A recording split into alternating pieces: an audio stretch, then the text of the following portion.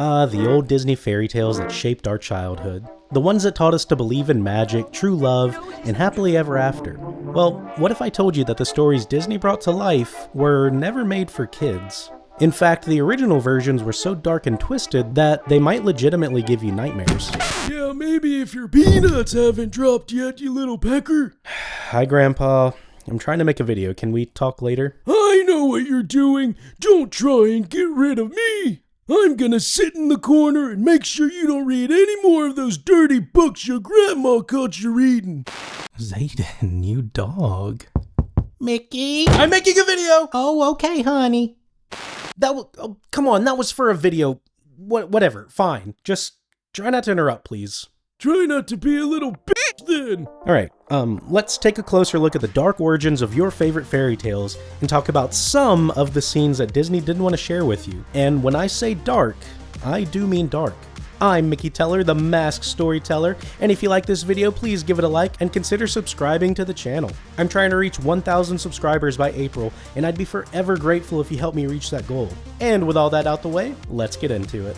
Let's start with Cinderella, specifically her evil stepsisters and the glass slippers. In the Disney version, Cinderella's stepsisters are comically cruel, but they're harmless. When they try to lie and convince the prince that they are the owners of the famous glass slippers, the prince quickly discovers that the slippers don't fit and even fly off their oversized feet, which eventually leads him to Cinderella, the glass slippers fit, and they live happily ever after. Now let's see how the Grimms describe it.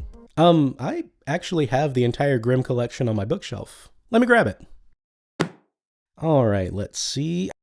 Yes, here it is. Then the two sisters were glad, for they had pretty feet. The eldest went with the shoe into her bedroom and wanted to try it on, and her mother stood by. But she could not get her big toe into it, and the shoe was too small for her. Then her mother gave her a knife and said, "Cut the toe off." Oh God. "When you are queen, you will have no more need to go on foot." That's not worth it. The maiden cut the toe off, forced her foot into the shoe, swallowed the pain, and went out to the king's son. That's actually disgusting. Then he took her on his horse as his bride and rode away with her. They were, however, obliged to pass the grave. And there, on the hazel tree, sat two pigeons and cried, Turn and peep, there's blood within the shoe. The shoe it is too small for her. The true bride waits for you." That's what the birds sound like, deal with it. Then he looked at her foot and saw how the blood... Oh God. I don't like blood. Then he looked at her foot and saw how the blood was streaming from it. He turned his horse round and took the false bride home again, and said she was not the true one, and that the other sister was to put the shoe on. Then this one went into her chamber and got her toes safely into the shoe, thank God. But her heel was too large. Her mother gave her a knife and said, "Cut the bit off your heel." Why wouldn't you? Why wouldn't you say that, Mom? "Cut the bit off your heel," she says. Okay. "When you are queen, you will have no more need to go on foot." Now, that's what you told the last one. The maiden cut off the bit of her heel. Jesus. The maiden cut off a bit of her heel, forced her foot into the shoe, swallowed the pain, and went out to the king's son. He took her on his horse as his bride, and rode away with her. But when they passed by the hazel tree, two little pigeons sat on it and cried, Turn and peep, there's blood within the shoe. The shoe it is too small for her. The true bride waits for you." Pretty disturbing, right? But you know, at least Cinderella still married the prince. See, check this out. When the wedding with the king's son was celebrated, the two false sisters came and wanted to go into favor with Cinderella and share her good fortune. When the betrothed couple went to church, the elder was at the right side and the younger at the left, and the pigeons pecked out one eye of each of them. Afterwards, they came back. The elder sister was left and the younger sister was right, and then the pigeons pecked out the other eye of each. And thus, for their wickedness and falsehood, they were punished with blindness as long as they lived. Oh yeah, happy endings. My parents used to read that story to me as a boy. We all had a good laugh. None of us were scared or cried. That's exactly what's wrong with this generation. I watched one of my friends lose an arm on the railroad tracks, and neither of us cried. Things like that were common back in my day. How old are you? Old enough to know your parents didn't plan for you when they were playing patty cake in the bedroom. Alright, moving on. Next, let's dive into The Little Mermaid. Now, I don't have the book for this one, but I can tell you about it. I think it's worth bringing up. Disney's Ariel is a bubbly dreamer who sacrifices her voice for legs and wins Prince Eric's heart. Together, they defeat the evil Ursula and, of course, live happily ever after. You can see them living happily ever after in the sequels that nobody remembers. Now, in Andersen's story, the Little Mermaid sacrifices her voice to the Sea Witch in exchange for human legs. That part's still the same, but the transformation comes at a terrible cost. Every step she takes on land feels like walking on knives, a constant reminder of her sacrifice. Probably arthritis. No, it wasn't arthritis. It was because Andersen wanted to symbolize the pain of her love and the struggle of trying to fit into a world that doesn't accept you. It's a metaphor for the sacrifices people make for love, often to their own detriment. Nerd! The tragedy deepens when the prince, now charmed by someone else, marries another woman. The Little Mermaid is heartbroken, but she's given one chance to save herself. If she kills the prince and lets his blood spill onto her feet, she can return to the sea as a mermaid. But ultimately, she can't bring herself to do it. Her love for the prince is too great. Instead, she chooses to sacrifice herself. And as the sun rises, her body dissolves into seafoam. Why seafoam? Good question, actually. In Andersen's story, mermaids don't have immortal souls. But by choosing selflessness over vengeance, the Little Mermaid transcends her fate. She becomes a daughter of the air, a spirit who earns her soul through good deeds. It's a bittersweet ending that emphasizes sacrifice, redemption, and the hope for something greater. Sounds like the devil to me. Andersen's Little Mermaid isn't a story of triumph. It's a haunting reminder of the pain and beauty of love.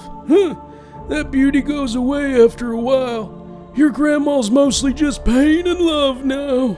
I'm not gonna talk about that. Fine, you little pecker. Open up that Grimm's book and read another story. Grandpa's ready for another laugh. These stories aren't fun. Never mind.